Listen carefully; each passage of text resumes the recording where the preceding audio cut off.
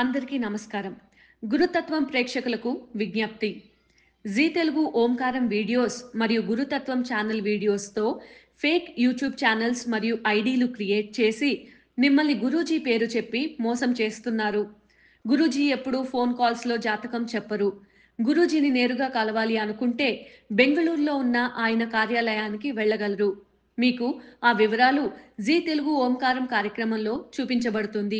అదేవిధంగా గురుతత్వం వీడియోస్లో Bengaluru office phone నెంబర్లు ఇవ్వడం జరుగుతుంది.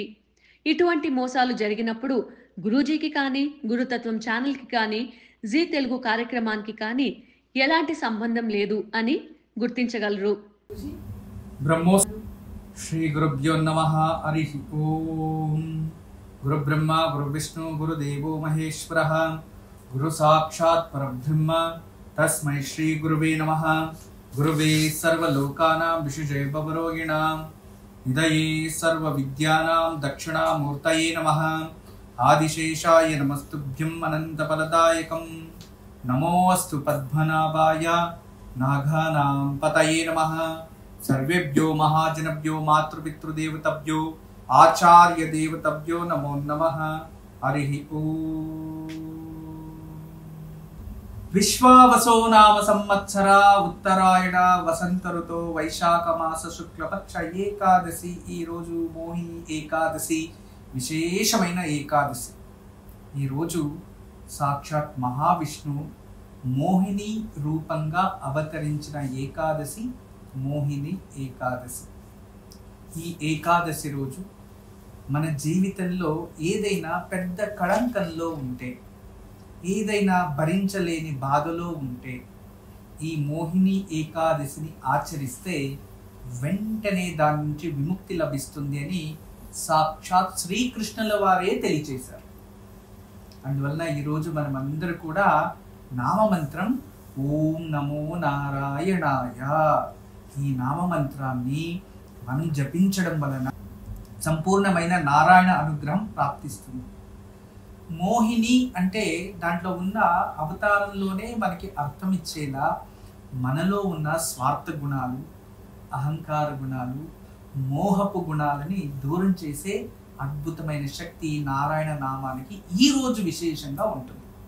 అందువల్ల ఈరోజు భక్తి భావనలతో అందరూ శ్రద్ధాపూర్వకంగా మంత్రబలంలో ఓం నమో నారాయణాయ అనే నామాన్ని జపించండి. ఈ రోజంతా జపించినా మంచిదే. ఈ నామాన్ని కనిష్ట పక్షం మీకు ఎన్నిసార్లు అయితే అన్నిసార్లు జపించండి. కళంకం నుంచి విముక్తి లభిస్తుంది. అంతేకాక ఏదైనా సంకటం ఎదురిస్తూ ఉంటే వెంటనే దానికి విముక్తి లభిస్తుంది. ఓం నమో నారాయణాయ. ఈరోజు ఉత్తరా నక్షత్రంలో జన్మించిన వారు మొదటి పాదంలో జన్మించి ఉంటే ఏ శిశువు అయినా తల్లి తండ్రికి ఇద్దరికి కూడా దోషం. 3, 2, 3, 4 పాదంలో జన్మిస్తే దోషం లేదు అని జ్యోతిష శాస్త్రం. అయితే ఈరోజు మీకందరికీ తెలియచేస్తున్న మంచి మాట ఏంటి? ఈరోజు తెలియచేస్తున్న మంచి మాట, మనం ఎప్పుడైనా శ్మశానం పక్కలో ఇంటిని నిర్మాణం చేసుకుంటే ఆ శ్మశానంలో ఏదైనా క్రిమటోరియం అంటాం కదా, అంటే అక్కడ శ్మశానంలో ఈ శవాలని శవ సంస్కారం చేసినప్పుడు అందులో ఉన్న బూడిద మట్టి గాలిలో చేరుకుంటూ మనకి కంటికి కనబడకుండానే ఇంట్లోనూ పడుతుంది, మన ఆహార పదార్థాల్లో కూడా పడుతుంది. అది నియమం. అందుకే శ్మశానం నుంచి దూరంగా ఉండాలి అన్నారు పెద్దవారు. అయితే అదే విధానంగా శ్మశానపులో బూడిది తెలియకుండానే ఆహార పదార్థాల్లో చేరి మనం ఎలా కల్మషం అయిపోతామో అదే విధానంగా మనం చేసే సవాసాలు మన చుట్టుపక్కల జనాల వల్ల వాళ్ళ వ్యక్తిత్వము చెడుగా ఉంటే మీరు ఎంత మంచోరైనా కూడా మీకు తెలియకుండానే దాని ప్రభావం మీ జీవితం పైన చూపించి మీరు కూడా మలీనమైపోతారు. గుర్తుపెట్టుకోండి, శ్మశానపు బూడిద కలిపిన ఆహారం విషపూరితం అవుతే చెడు సహవాసాలతో చెడు వ్యక్తులతో ఉన్న మాటలు మరియు ఆవక సన్నివేశాలు, వాళ్ళతో స్నేహం మీ జీవితంలో కూడా విషాన్ని నింపవచ్చు.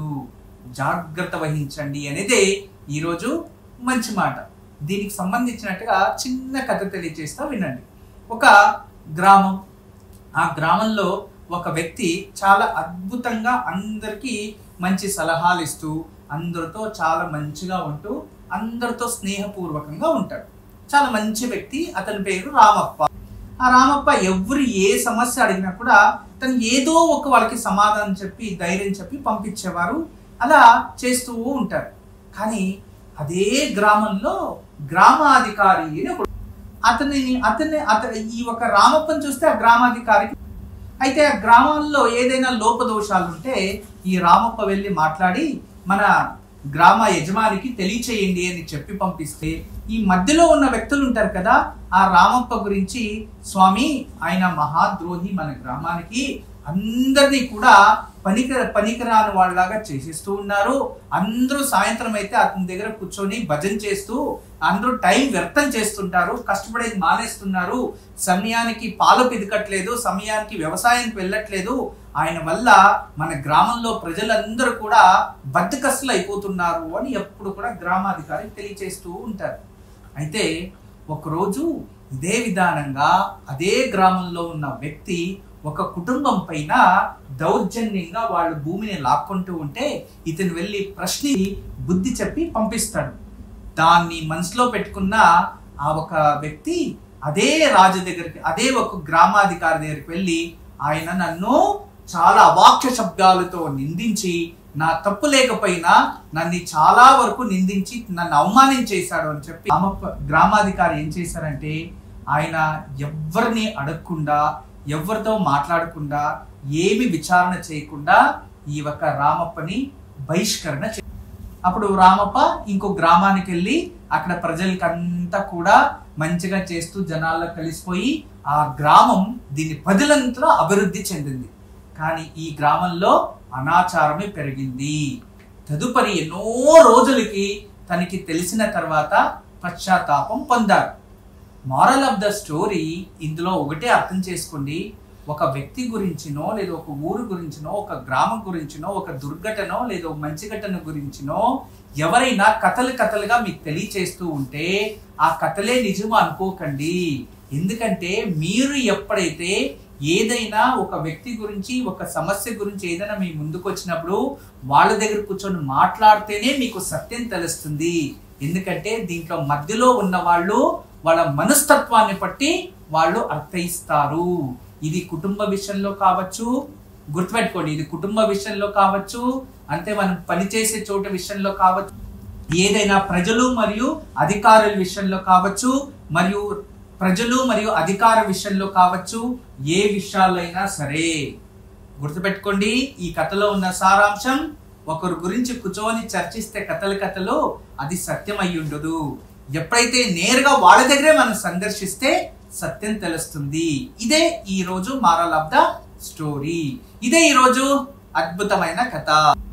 ఇక ఈరోజు మన సంప్రదాయంలో ఏదైనా పరిష్కార మార్గాలు, ఏదైనా జ్యోతిష శాస్త్రం చూసినప్పుడు కొన్ని పరిష్కారాలు ఆచరించండి అని తెలియచేస్తారు. నిజమే. అయితే జ్యోతిష శాస్త్రంలో అత్యంత ప్రధానంగా ముఖ్యంగా తెలియచేసేది ఏంటంటే, అందులో ఈ పరాశర హోరా శాస్త్రంలో శాంతి కర్మాలు, నవగ్రహ పరిష్కారాలు ఇవన్నీ కూడా ఉంటాయి.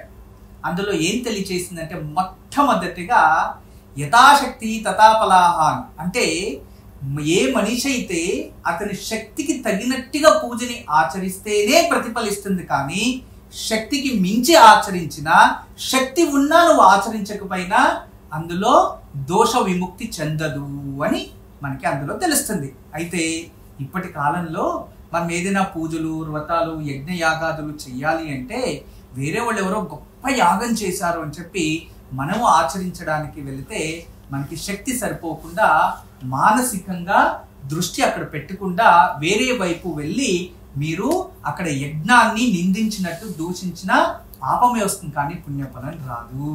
అందువల్ల జాగ్రత్త వహించండి. శక్తి ఉంటే దీపం వెలిగించండి, దానికన్నా అధిక శక్తి ఉంటే అర్చించండి, దానికన్నా అధిక శక్తి ఉంటే యజ్ఞ యాగాదులు ఆచరించండి. కానీ ఎవరినో చూసి మేము అలా చేయాలి అనుకుని సంకల్పం చేసి మళ్ళీ మీరు అలా ఆచరించకపోతే మీ మానసిక శక్తి క్షోభించి మీలో తెలియని దైవ భక్తి తగ్గిపోతుంది.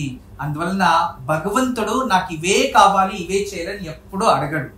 మనకి ఏం కావాలో అది మనం ఆచరిస్తూ ఉంటాం.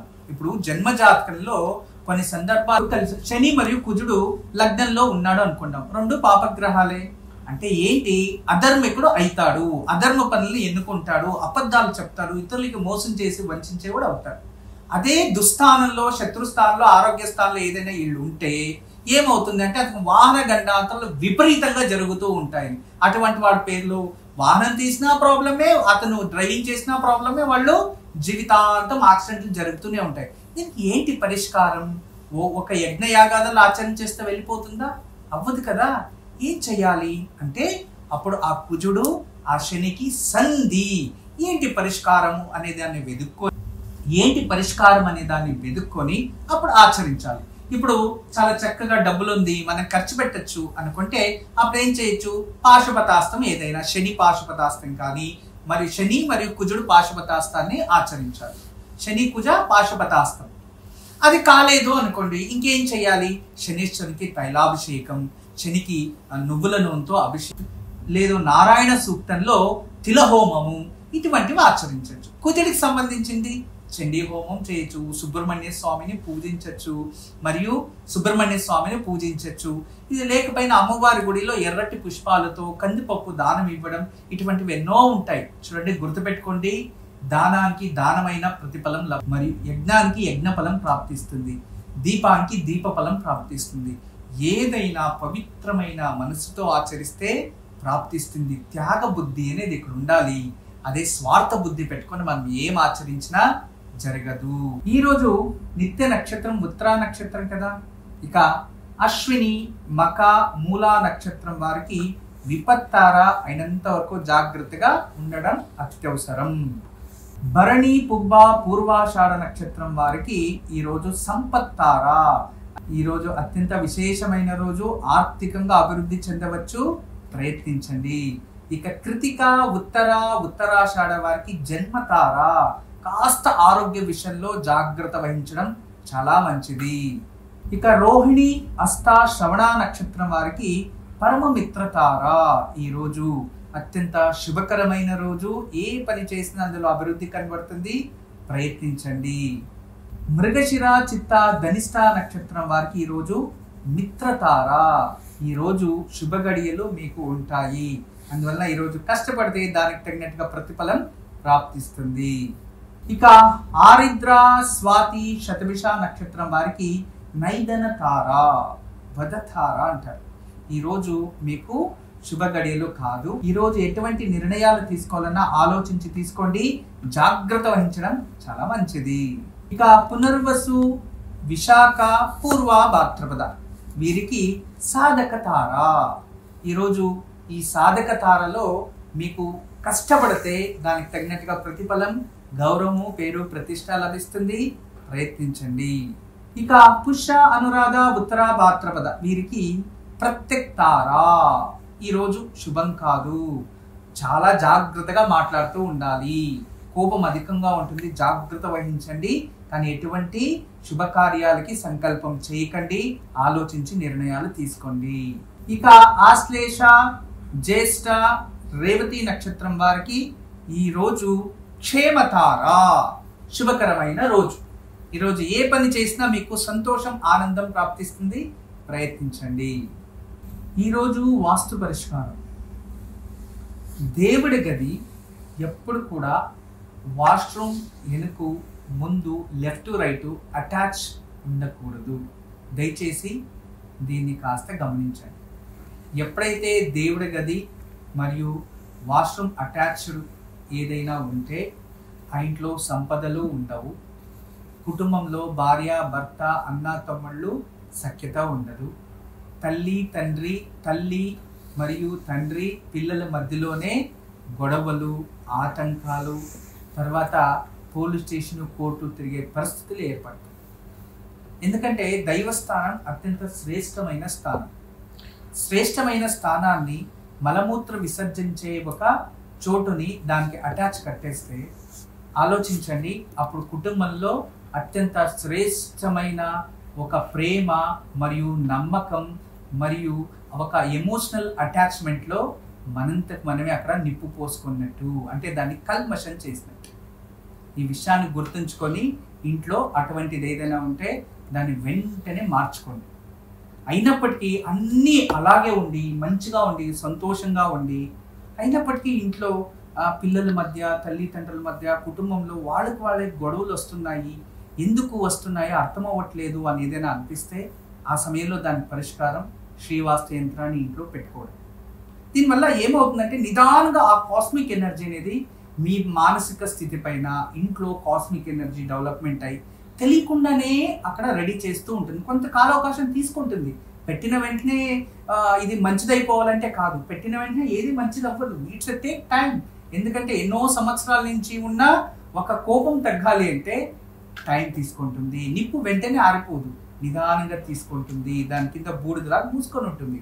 అలా మన ఇంట్లో ఏదైనా పరిష్కారం చేసుకున్నప్పుడు అది కొంచెం సమయం తీసుకుంటుంది. కానీ ఇంట్లో ఎప్పుడు కూడా ప్రేమతో నమ్మకంతో రోజు నిత్య దీపారాధన చేస్తూ ఉండండి. ఇంట్లో స్థానబలం పెరుగుతుంది. రేపు ద్వాదశి శుక్రవారం కలిసి వచ్చింది, విశేషమైన రోజు.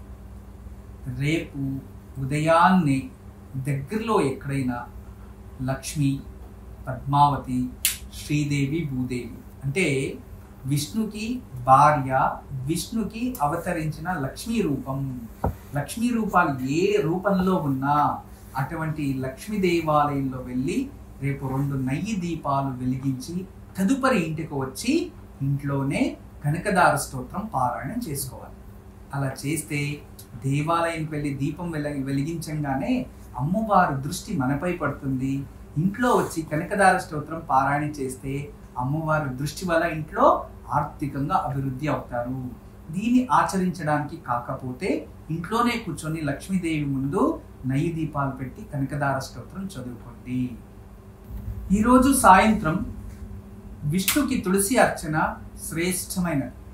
విష్ణు సహస్రనామ పారాయణం కూడా అత్యంత శ్రేష్టమైనది. అయితే ఈరోజు విశేషంగా మహావిష్ణుకి ఇంట్లో పూజించండి. పసుపు నీరుతో, గంధపు నీరుతో, కుంకుమ నీరుతో లక్ష్మీనారాయణకి అభిషేకం చేసి, నానా విధమైన పుష్పాలతో అభిషేకం చేసి, పత్రాలతో అభిషేకం చేసి, గరికతో అభిషేకం చేసి ఈరోజు ఆ లక్ష్మీనారాయణల ముందు బియ్యం పిండితో 2 ప్రమిద చేసి దేవుడి ముందు పెట్టి నూనెతో కానీ నెయ్యితో కానీ దీపం వెలిగించి ఆ నారాయణుని మనస్ఫూర్తిగా వేడుకోండి. మన ఇంట్లో ఎటువంటి అపవాదాలు, అవమానాలు, కళత్ర దోషాలు ఏదైనా ఉంటే వాటి నుంచి విముక్తి లభించాలి, మా పైన నిందలు అపవాదాలు ఏదైనా ఉంటే అవి తొలగిపోవాలి అని భక్తిపూర్వకంగా పూజించండి. ఖచ్చితంగా దాని నుంచి విముక్తి లభిస్తుంది. బ్రహ్మోస్మి. అందరికీ నమస్కారం. ఈరోజు మీకు అందరికీ కూడా శ్రీవాస్తు యంత్రం గురించి పరిచయం చేయడానికి వచ్చాను. శ్రీవాస్తు యంత్రం మీరు చూస్తున్నారు. శ్రీవాస్తు యంత్రం, ఈ శ్రీవాస్తు యంత్రం ఈ విధానంగా 9 ఇంచెస్, ఇలా 9 ఇంచెస్, ఇలా 9 ఇంచెస్ ఉంటుంది. తదుపరి బ్యాక్ సైడు ఇలాంటి 9 చక్రాలు ఉంటాయి. ఫ్రంట్ ఈ ఒక గ్లోబ్స్లా ఒక 9 డాట్స్ ఉన్నాయి చూడండి, ఇలా 9. ఇది శ్రీవాస్తు యంత్రం అనేది ఒక కాస్మిక్ ఎనర్జీని అట్రాక్ట్ చేసుకుంటుంది. నెగిటివ్ ఎనర్జీని ఇంట్లో నుంచి బయటికి తరిమేస్తుంది. ఇది మీకు అందరికీ దానికి పరిష్కార మార్గంగా నేను ఇవి సూచిస్తున్నా. ఎందుకంటే చాలామంది పిల్లలు సరిగా చదువుతలేదు, ఇంకొకరు మా ఇంట్లో ప్రశాంతత లేదు, భార్యాభర్తల మధ్యలో సఖ్యత లేదు, దేవుడి గదిలో సరిగా పూజ చేయలేకపోతున్నా, ఇంట్లో ఏదో తెలియని బాధ అనిపిస్తుంది, మా ఇంట్లో ఎప్పుడు కూడా ఏదో తెలియని ఒక శ్మశానానికి వెళ్ళినట్టు అనిపిస్తూ ఉంటుంది, మా ఇంట్లో కలగానే ఉండదు ఎప్పుడు కూడా. ఇక మా ఇంటికి చాలామంది వచ్చిన వాళ్ళంతా వాస్తు దోషం అని చెప్తూ ఉన్నారు, మేము ఏం చేయాలి అని ప్రశ్నిస్తూ ఉండేవారు. వాళ్ళందరికీ కూడా ఒక మార్గోపాయం చాలా రోజుల తర్వాత రీసెర్చ్ చేసి ఇప్పుడు ఈ శ్రీవాస్తు యంత్రాన్ని మేము చూపిస్తున్నాం. ఈ శ్రీవాస్తు యంత్రాన్ని ఎప్పుడైతే ఎక్కడ ఫాల్ట్ అనిపిస్తుందో అక్కడ ఒక మేక కొట్టి తగిలించాలి, అంతే. పిల్లలు చదువుతా లేదు, చదివే రూమ్లో పిల్లలు ఏకాగ్రతగా చదవాలి అనుకుంటున్నారా, అక్కడ ఒకటి తగిలించండి. మీరు నిద్రించే ఒక రూమ్లో మాకు సరిగా నిద్ర వస్తలేదు, పడుకుంటే చెడు కళలు వస్తున్నాయి, నిద్రించే గదిలో ప్రశాంతత లేదు అనిపిస్తుంది, అక్కడ ఒకటి తగిలించండి. లేదు ఎవరో వాస్తు దోషం అని చెప్పారా, ఇంట్లో వాస్తు దోషాని కోసం ఇంటి హాల్లో ఒకటి తగిలించండి. లేదా పూజ గదిలో ఏదో ప్రశాంతత లేదు, ఏకాగ్రత లేదు, మెడిటేషన్ చేయలేకపోతున్నా అంటే పూజ గదిలో ఒక మేక కొట్టి అక్కడ ఒకటి తగిలించండి. ఎక్కడైతే ఇంట్లో వాస్తు దోషం ఉంది అని ఎవరైనా చెప్తారో ఆ ప్రదేశంలో, ఆ ప్లేస్లో జస్ట్ ఒక మేకు కొట్టి దాన్ని తగిలించండి. ఆ వాస్తు దోషం అక్కడి నుంచి వెళ్ళిపోతుంది. చాలా అద్భుతము, చాలా విశేషమైన శ్రీవాస్తు యంత్రం మీ వరకు తయారు చేయించాము. దీన్ని ఉపయోగించండి, దీన్ని లాభం పొందండి. నమస్కారం. వాస్తు యంత్రం సంప్రదించవలసిన నెంబర్లు 8844452344 040682766622.